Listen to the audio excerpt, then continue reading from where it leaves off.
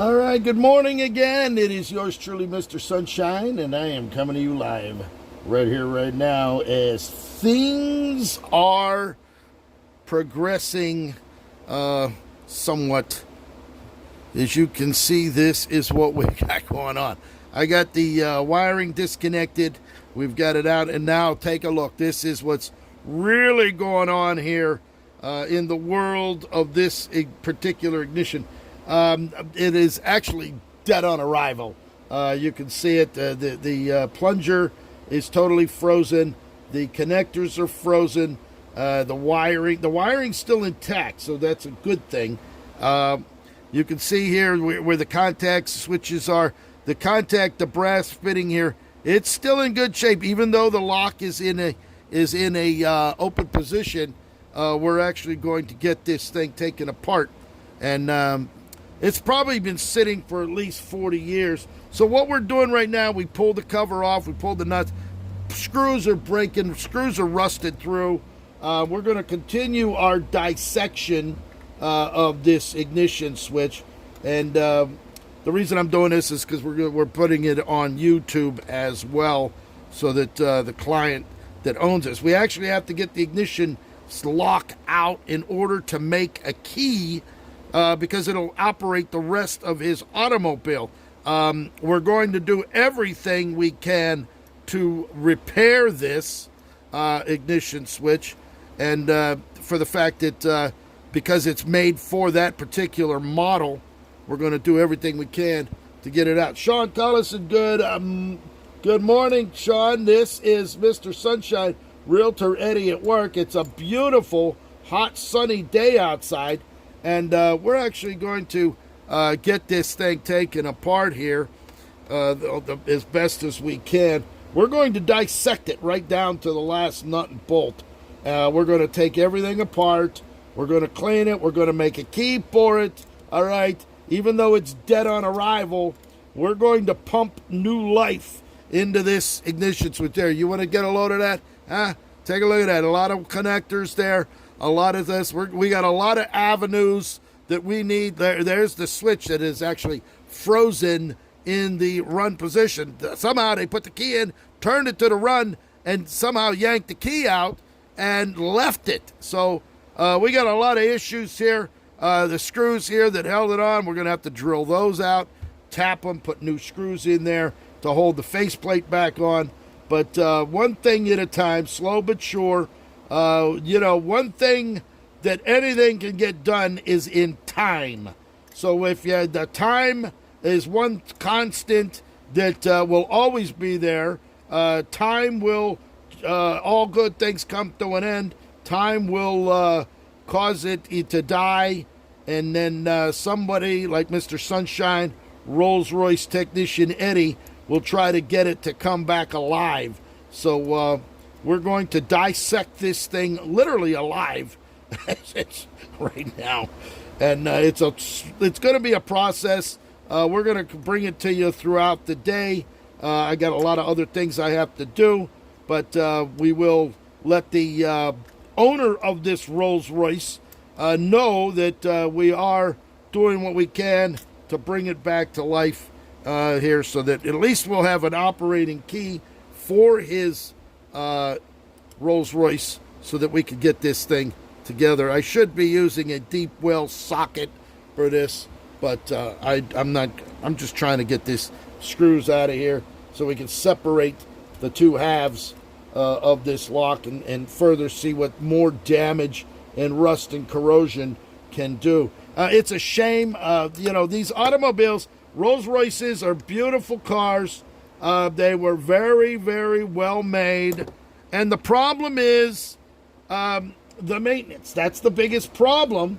If a brake light comes on, people don't know. They get prices that are outrageous. Come on. We'll get that off later. And they just let the car sit. And once they sit, they begin to deteriorate like everything else. And, now maybe, I don't know the story of this one. Maybe somebody bought it. Maybe they're going to try to refurbish it.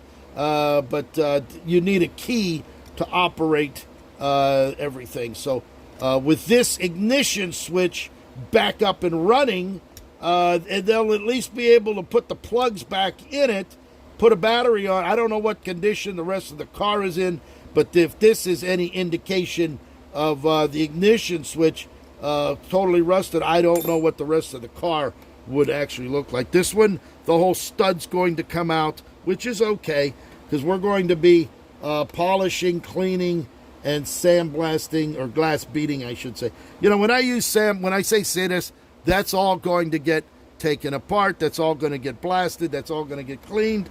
And we're going to continue here. This one's actually coming off pretty easy. The reason this would be easy, well, this one is actually one of the bottom. So this actually going to come out just like this. So we're actually going to have two of them out, which is good. There we go. Pull that apart. Got this one out. This one, I'd like to just get this washer off of here. We got to probably turn it this way. There it is. Got the washer out. So there you can get a real good look at the corrosion here of what we're dealing with. So now that we have the posts out, we now are going to gently separate the two halves. We're going to separate the two halves.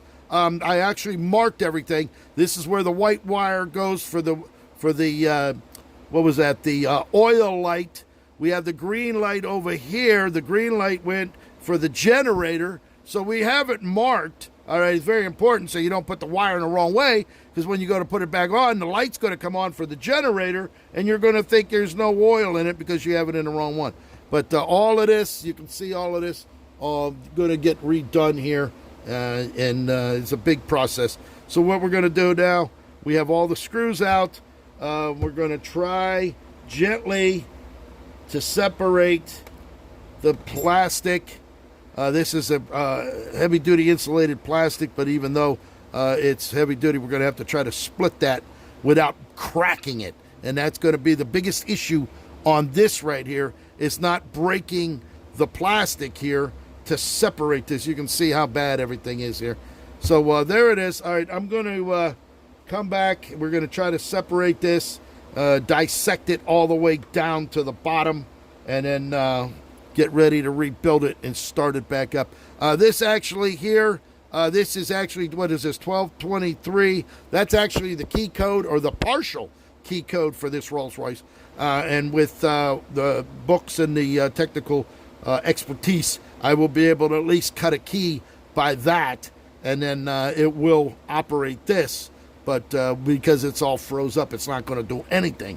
Even if we had the factory key, it's not going to work anywhere near the way it's all froze up right now. So there it is, Mr. Sunshine, Rolls-Royce technician Eddie, dissecting an ignition switch here in sunny South Florida. I have to get a fine screwdriver.